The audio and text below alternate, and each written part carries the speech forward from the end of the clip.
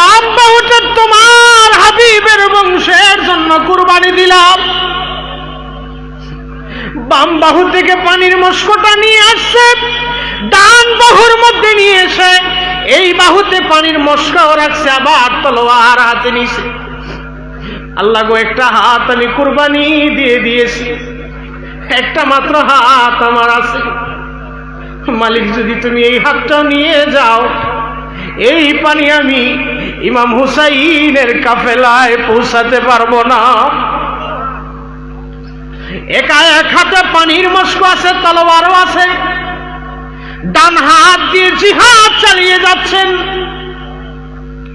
অবশেষে আব্বাস সালামদারের আবার ডান বাহুর মধ্যে আবার বেঈমানেরা আবার আঘাত করেছে। আব্বাস সালামদারের ডান বাহুটাও কেটে ফেলেছে। আব্বাস সালামদার আকাশের দিকে চেহারা উঠে বলে, আল্লাহ, দুইটা হাত দিয়েছিলা, দুইটা হাত তো তোমার জন্য কোরবানি করে দিলাম। ডান হাত থেকে পানির মস্কটাকে মুখের মধ্যে নিয়ে আসছি, দাঁত দিয়ে পানির মস্কটাকে কামড়াইয়া ধরেছে। ইমামে আলী মাকাম, সৈয়দুস শুহাদা, সৈয়দুস শাবাবি আহলিল জান্নাহ ইমাম হুসাইন রাদিয়াল্লাহু তাআলা নবীজিতে তাকে কত ভালোবাসতেন। জিবরিল আমিন নবীজির কাছে হযরতে দাহিয়াতুল কলবি রাদিয়াল্লাহু তাআলা আনহুর সুরতে, মানব সুরতে নবীজির দরবারে আল্লাহর হাবিবের খেদমতে হাজির হতেন। কি সুরতে? মানুষের সুরতে হাজির হতেন। ওই দাহিয়াতুল কলবি রাদিয়াল্লাহু তাআলা আনহু নবীজির দরবারে আসতেন। তো জিবরাইল যখন ইমাম হুসাইনের সুরতে আসেন, তখন কোনটা দাহিয়াতুল কলবি আর কোনটা জিবরাইল, এটা কি চিনা যাবে? পার্থক্য করা যাবে? তো দাহিয়াতুল কলবি রাদিয়াল্লাহু তাআলা আনহু যখনই আমার নবীর দরবারে আসতেন, তখন পকেটে ইমাম হুসাইনের জন্য মিষ্টি জাতীয় কোনো খাবার নিয়ে আসতেন। ওমা সুবহানাল্লাহ, আওয়াজ কমে গেল যে। আমার একটা ভাগনা আছে, ও বাড়িতে গেলে আমি আমার পকেটের দিকে এরকম তাকাবো। এ জানে যে মামা আমার কি করে, পকেটের দিয়ে হাত বাই, পকেটে হাত ঢুকে আমার কিছু না কিছু দেয়। এটা অভ্যাস হয়ে গেছে গাটা। দাহিয়াতুল কলবি রাদিয়াল্লাহু তাআলা আনহু অনেক সুন্দর একজন সাহাবী। হযরত ওমর আল ফারুকের জামানায় তাকে নিষেধ করা হয়েছিল, ও দাহিয়াতুল কলবি, তোমার চেহারাকে উন্মুক্ত করে, তোমার মুখটাকে উন্মুক্ত করে মদিনার অলিতে গলিতে ঘুরবানা। এত সুন্দর দাহিয়াতুল কলবি রাদিয়াল্লাহু তাআলা আনহু ছিলেন, যেই কোন মানুষ তাকে দেখলেই তার ভালোবাসায় দেওয়ানা হয়ে যাইত। হযরত ওমর আল ফারুক বলেন, তাহলে কোন মহিলারা দেখলে তো ফিতনায় পড়ে যাবে, তাহলে আপনি যখনই মদিনায় হাঁটবেন তখন একটা হেজাব দিয়ে আপনার চেহারা অর্ধেক দেখতে ফেলাবেন। কি হবে? কোন নারীরা দেখলে তোমার সৌন্দর্য দেখে ফিতনায় পড়তে পারে।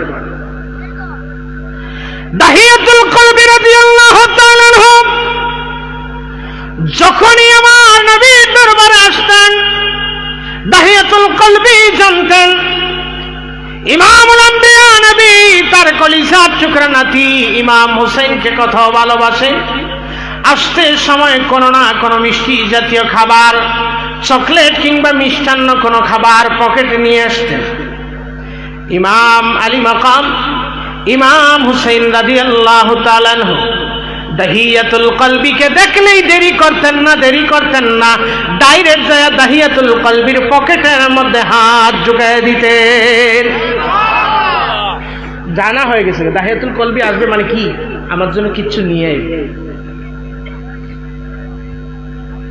এমন করে একদিন হযরত জিবরাইল আলাইহিস সালাতু ওয়াস সালাম আল্লাহর হাবিবের দরবারে দাহিয়াতুল কলবির সুরতে আসছেন। এখন এটারে দেখতে দেখা যাইতেছে দাহিয়াতুল কলবি, কিন্তু হাকিকতে উনি হলেন কে? ফেরেশতা জিবরাইল। দেখতে দেখা যাইতেছে তাকে দাহিয়াতুল কলবি, কিন্তু হাকিকতে জিবরাইল। ইমামে আলী মাকাম ইমামে হুসাইন রাদিয়াল্লাহু তাআলা আনহু যখনই দেখলেন চাচু দাহিয়াতুল কলবি আমার নানা জানের দরবারে হাজির হয়ে গেছেন, তাহলে খালি আসে নাই, যায় হাত ঢুকাই দিছে দাহিয়াতুল কলবির পকেটে। ওইটা কি দাহিয়াতুল কলবির পকেট না জিবরাইলের পকেট? জিবরাইলের পকেট। কথা বুঝতেছেন আপনারা? আমার কথা বুঝতে কষ্ট হয়? 100% বুঝতেছেন? সবাই বুঝতেছেন? মারহাবা বলেন। পকেটে হাত ঢুকে দিছে, জিবরাইল তো পড়ে গেছে বিপাকে। ফেরেশতা মানুষ, বেচারা তো মিষ্টি খায় না। ফেরেশতারা কি খাওয়া পানা আহার করে? ফেরেশতারা কি কিছু খায়? জিবরাইল তো সুরতে আসছে, ইমাম হুসাইন পকেটে হাত ঢুকে দিছে, বিপদে পড়ে গেছে। এখন নবীর কলিজার টুকরা আমার পকেটে হাত ঢুকেছে, যদি হাতটা খালি বাহির করে তাহলে নবীজির কলিজার টুকরা দৌহিত্র ইমাম হুসাইন কষ্ট পাবে। জিবরিল আমিন ডেকে বলে, মালিক তোমার হাবিবের দরবারের খেদমতে আমাকে পাঠাইলা দাহিয়াতুল কলবির সুরতে, কিন্তু দাহিয়াতুল কলবি যেই দিন আপনার হাবিবের দরবারে আগমন করেন, নবীর কলিজার টুকরা দৌহিত্র ইমাম হুসাইনের জন্য কিছু না কিছু নিয়ে আসে। কিন্তু আমি তো আজকে দাহিয়াতুল কলবির সুরতে আসছি, কিন্তু আমি তো দাহিয়াতুল কলবি না, আমি তো হলাম জিবরাইল। ওইটা তো আপনার হাবিবের নাতি তো আর বুঝতেছে না আমি যে জিবরাইল। পকেটে হাত ঢুকাইয়া দিছে, মিষ্টি না পাইলে কিন্তু ইমাম হুসাইন কষ্ট পাবে। আমার আল্লাহ ডাক দিয়া বলে, জিবরাইল রে, আমার হাবিবের কলিজার টুকরা দৌহিত্র যাকে আমি দুনিয়ায় থাকতে জান্নাতের সরদার বানাইছি, তারে কেউ কষ্ট দিলে আমার হাবিব কষ্ট পান, আর আমার হাবিব কষ্ট পাইলে আমি আল্লাহ বরদাস্ত করতে পারি না। জিবরাইল তোমার পকেটে যদিও মিষ্টি নাই, ও জিবরাইল টেনশন করার দরকার নাই, আমি আল্লাহ জান্নাত থেকে ইমাম হুসাইনের খুশির জন্য, ইমাম হুসাইনকে খুশি করার জন্য আমি আল্লাহ রাব্বে কারীম জান্নাত থেকে তোমার পকেট মোবারকের ভিতরে অগ্রিম জান্নাতি মিষ্টির ব্যবস্থা করে রেখে দিয়েছি। তাহলে ইমাম হুসাইনকে কি শুধুমাত্র নবী মহব্বত করে? শুধুমাত্র নবী মহব্বত করে না, মহব্বত করেন কে? আল্লাহ। নবী বলেন, মান আহাব্বা হুমা ফাকাদ আহাব্বানি। সুবহানাল্লাহ বলেন।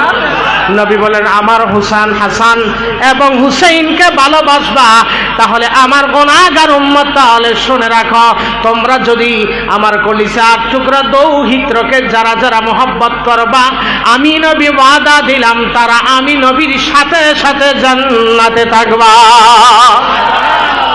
তাহলে আমরা নবীর সাথে জান্নাতে থাকতে চাই কি চাই না? বলেন, চাই কি চাই না? আর যদি কেউ ইমাম হুসাইনকে কষ্ট দেয় তাহলে কষ্ট পায় কে? নবীজি কষ্ট পান। আর নবীকে যদি কেউ কষ্ট দেয় তাহলে কষ্ট পায় কে? আল্লাহ। মান আহাব্বাহুমা ফাকাদ আহাব্বানি, মান আবগাদাহুমা ফাকাদ আবগাদানি।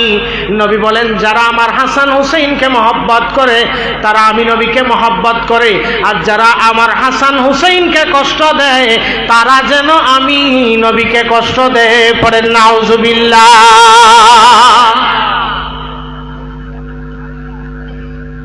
বাবার আমার, ইমাম হাসান হুসাইনকে যে নবী কত ভালোবাসতেন এটা না বুঝলে কারবালা বুঝবেন না। এই কারণে খুব সংক্ষেপে আমি বলতেছি, আপনাদের খারাপ লাগতেছে? নবীজি আমার খাতুনে জান্নাত মা ফাতিমার হুজরা শরীফের কাজ দিয়ে যাচ্ছেন, দেখলেন হাসনাইন কারিমাইন কান্না করতেছে। নবীজি জিজ্ঞেস করলেন, ফাতিমা, আমার কলিজার টুকরা দৌহিত্র এরা কেন কান্না করে? ফাতিমা বললেন, ইয়া রাসূলুল্লাহ, ঘরে পানি নাই, আমি পানি পান করাইতে পারতেছি না। আর খাতুনে জান্নাতের মতো জান্নাতের সরদারিনী, তিনি কোনোদিন বেপরদা ছিলেন, যে কোনো জায়গায় বাহির হইতেন না। বললেন, আব্বা যান, পানি আনতে হলে বাইরে যেতে হবে, আমি বাইরে যেতে পারতেছি না, পানির তৃষ্ণায় তারা কাঁদতেছে। আমার নবী রেখে বলেন, ফাতিমা, আমার হাসান হুসাইন কান্না করবে, এরা কান্না করলে আমি নবীর কলিজায় আঘাত লাগে। ফাতিমা রে, দাও দাও আমার হাসান হুসাইনকে আমি নবীর কোলে উঠাইয়া দাও। আমার রহমতুল্লিল আলামিন নবী, দু জাহানের বাদশা নবী, ইমাম হাসান হুসাইনের তৃষ্ণা নিবারণ করার জন্য হাসান হুসাইনকে কোলের মধ্যে নিয়া আমার নবীজির নবুয়তির জিহ্বা মোবারকখানা ইমাম হুসাইনের মুখের মধ্যে ঢুকাইয়া দিয়া বলেন, নানা ভাই, আমি নবীর নবুয়তের জিহ্বা চুষে চুষে তোমার তৃষ্ণা হালকা কইরা না। তাহলে ভালো কম বাসতেন না বেশি? বাবার আরে আমার, বন্ধুরা রে আমার, সেই ইমাম হুসাইন গিয়েছেন কারবালায়।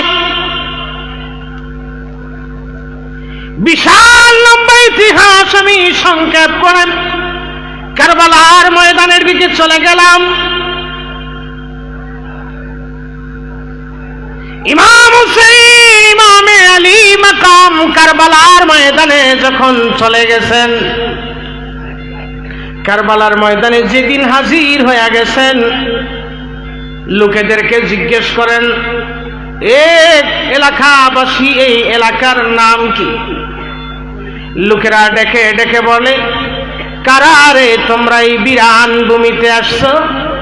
এটা সাধারণ কোন এলাকা না, এই এলাকার নাম হল কারবালা। যেই মুহূর্তে কারবালা শব্দটা ইমামে আলী মাকাম ইমাম হুসাইনের কান মোবারকে আসছে, ইমামে আলী মাকাম দেখে বলেন, রে আমার পরিবার পরিজনেরা,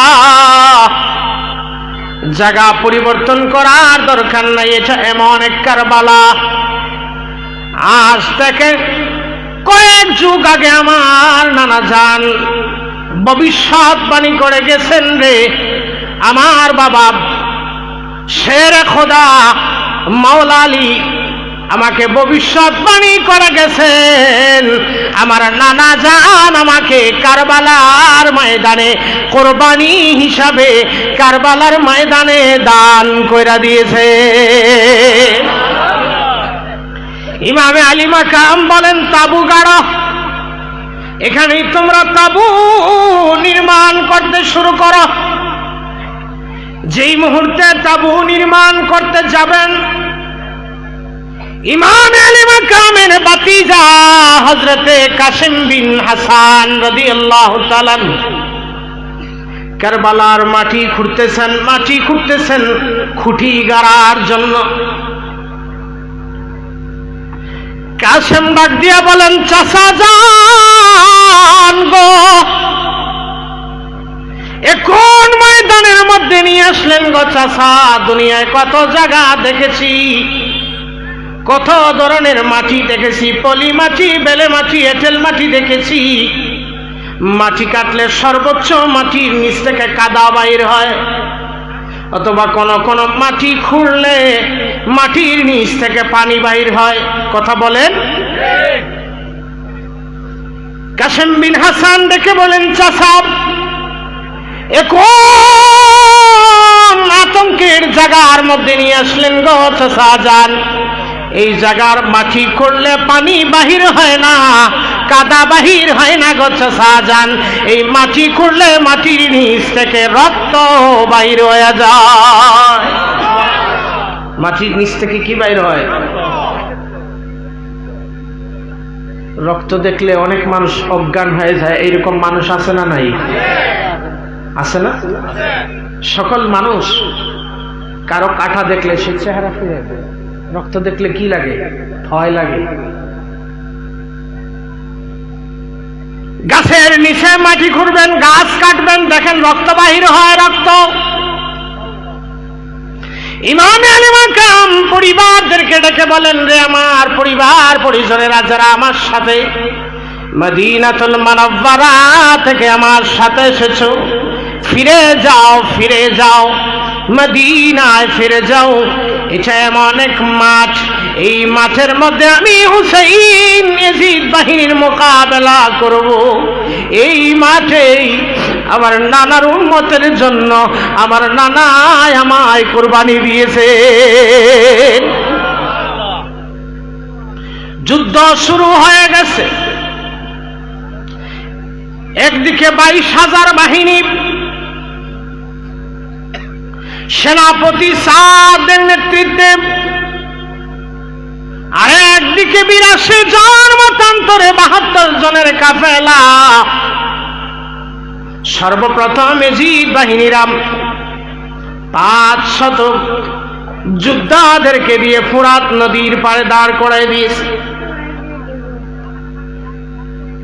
রে ইয়াজিদের সৈন্যবাহিনীরা শুনে নাও, শুনে নাও, যেই পরিবার কারবালার ময়দানে তাবু গেড়েছে এরা দুনিয়ার সাধারণ অন্য কোন পরিবার নয়।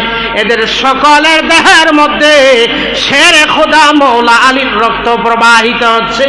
এরা যদি প্রত্যেকে শুধুমাত্র তৃষ্ণাটা এরা নিবারণ করতে পারে, তাহলে 22,000 কেন, যদি 22 লক্ষ মানুষ নিয়েও যদি মৌলা আলীর পরিবারের বিরুদ্ধে জিহাদে যাও, তোমরা একটাও জিন্দা ফিরত আসবা না। আগে বাগে 500 জন সেনাবাহিনী মিলে তোমরা ফোরাতের পানি বন্ধ করে দাও। কুকুর বিড়ালে পানি খাবে, গরু গাদা পানি নাই, পানি বন্ধ হয়ে গেছে। ইমামে আলী মাকামের আগে সকলেই জিহাদের ময়দানে শাহাদাত বরণ করতেছেন। ইমামে আলী মাকামের 2 জন ভাতিজা হযরত ইমাম হাসানের 2 জন সন্তান ইমাম আলী মাকাম ইমাম হুসাইনের সাথে কারবালায় গিয়েছিলেন। এজনের নাম হলো আব্দুল্লাহ বিন হাসান। 2 জন এসে ইমাম হুসাইনকে বলেন, চাচা অনুমতি দাও গো চাচা, আমার বাবা দুনিয়ার জমিনে নাই, আপনি সাইয়্যিদুশ শুহাদা, আপনি সাইয়্যিদুশ শাবাবি আহলিল জান্নাহ, আপনি চাচা জানের সাথে আমরা কারবালার ময়দানে আগমন করেছি। চাচা জান অনুমতি দেন গো, আপনার কদমে আমাদের জীবন আগে কুরবানি করব, আমাদের সামনে আপনি শহীদ হবেন, এটা আমাদের চোখ বরদাস্ত করতে পারবে না। 2 ভাতিজা নিজেদের জীবন কুরবানি দিয়ে দিলেন। ইমাম হুসাইনের বোন হযরতে যায়েনাব রাদিয়াল্লাহু তাআলা আনহা, 2 জন সন্তান তার আউন এবং মুহাম্মদ, 2 সন্তানকে হাতে ধরে নিয়ে ইমাম আলী মাকামের দরবারে হাজির করলেন। চাচা যা, ভাই গো, আমার প্রাণের ভাই, আজকের এই কঠিন বিপদের দিনে কি আপনারে হাদিয়া দিব? এই যে দেখেন আমার 2টা সন্তান আছে, এই 2টা সন্তান ছাড়া আজকের এই বিপদে আপনাকে দেওয়ার মতো আর কিছু নাই। ইমাম হুসাইন বলে, মামু হো মামা হয়, বাগনাদেরকে আমার চোখের সামনে শাহাদাত করা হবে, এতিম বাগনা 2টাকে শাহাদাত করা হবে, বরদাস্ত করতে পারবো না, বোন রিঠা নিয়ে যাও। অবশেষে বহু পীড়াপিড়ি পড়ে হযরতে আউন এবং মুহাম্মদ রাদিয়াল্লাহু তাআলা আনহুমা 2 জনে ইমাম হুসাইনের কদমে জীবন কুরবানি দিলেন। পরিবারের এক একজন হয়ে শাহাদাত বরণ করতেছে। গুনতে গুনতে বডি গণনা করা হলো, শহীদদের লাশ হয়ে গেছে 72টা। 70টা বলেন কতটা? 70টা শহীদের বডি সামনে পালানো। 3 দিনের তৃষ্ণার্তম, 3 দিন ধরে কোনো পানি নাই। যে নবীর জন্য আল্লাহ তাআলা পানি সৃষ্টি করলেন, সেই নবীর খানদানেরা পানির সামনে দেখতেছেন ফুরাতের পানি মরিচিকার মতো চিকচিক করতেছে, কিন্তু চোখের সামনে পানি আছে, কিন্তু কলিজা শুকিয়ে যাচ্ছে তৃষ্ণার জন্য, তবু ইয়াজিদ বাহিনী পানি দিচ্ছে না। হযরত আব্বাস আলমদার রাদিয়াল্লাহু তাআলা আনহু ইমাম হুসাইনের ভাই তলোয়ার নিয়ে বাহির হয়ে গেলেন। প্রাণের ভাই ইমাম হুসাইন অনুমতি দেন ফোরাত নদীতে যায় এজিদ বাহিনীর সামনে একটু মোকাবেলা করতে হবে। ইমাম হুসাইন বলেন, না না, 500 সৈন্য এক জায়গায় আছে, তুমি একা যায় কিছু করতে পারবে না। হযরত আব্বাস আলমদার রাদিয়াল্লাহু তাআলা তলোয়ার নিয়ে ফোরাত নদীর সামনে চলে গেলেন। এমন ভাবে তলোয়ার ঘুরাইতে লাগলেন, শত্রুর বিরুদ্ধে এমন ভাবে আক্রমণ করলেন, বিজলির চমক দিচ্ছে, তলোয়ার ঘুরতেছে। এজিদ বাহিনীদের মধ্যে হুলস্থুল পড়ে গেছে, সকলে শেয়াল কুকুরের মতো দিক বেদিক দৌড়াদৌড়ি করতেছে। আব্বাস আলমদার ডেকে বলেন, রে এজিদ বাহিনীরা কারা, আসবি আয়, আমি হলাম মাওলা আলীর সন্তান, আমার শরীরে শেরে খোদার রক্ত বইছে, কারা আইবি আমার সামনে আয়। ডাকতেছে, তলোয়ার ঘুরাচ্ছে। এজিদ বাহিনীরা কাপুরুষের মতো দিক বেদিক দৌড়াদৌড়ি করতেছে। হযরত আব্বাস আলমদার একা একজন মানুষ হয়ে, একজন বীর বাহাদুর মাওলা আলীর একজন সন্তান, এজিদের 500 সৈন্যের মোকাবেলা করে ফোরাত নদীতে নেমে তার কাছে যে মস্ক ছিল, মস্ক ভরে পানি কাঁধে উঠাইয়া নিয়েছে। মস্ক ভরে পানি কাঁধে উঠাই দিয়েছে। খারাপ লাগতেছে আপনাদের? উঠাউঠি করতে পারবেন না, এটা একটা ক্লাস চলতেছে। আব্বাস আলমদার পানি মস্ক বাম কাঁধে নিয়েছেন। কোন কাঁধে বলেন? কোন কাঁধে? বাম কাঁধে নিয়েছে, ডান হাতে তলোয়ার। যখন এজিদ বাহিনীরা দেখলো, কিরে আলীর সন্তান তো পানির মস্ক ভরে কাফেলা তাবুতে নিয়ে যাবে, সাবধান, এই এক একটা দিন ধরে পানি পান করে নাই, সাবধান। যদি আব্বাস আলমদারের জিব্বা শুকনা জিব্বায় যদি ফোরাত নদীর পানি পৌঁছায়া যায়, পানি যদি পড়ে যায়, তৃষ্ণা নিবারণ হয়ে যায়, তাহলে 500 সৈন্য কেন তোমরা ফোরাত নদীর পানি মুখে দিব না? ফেলে দিছে পানি। এজিদ বাহিনীর মধ্যে একজনের নাম ছিল জারারা। কি নাম? মুখস্থ করেন, কি নাম? সবাই বলেন, জারারা।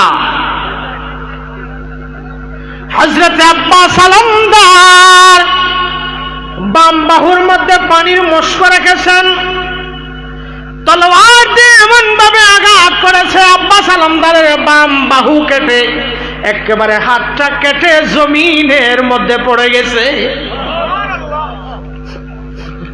আব্বাস আলমদার ডেকে বলেন, আল্লাহ,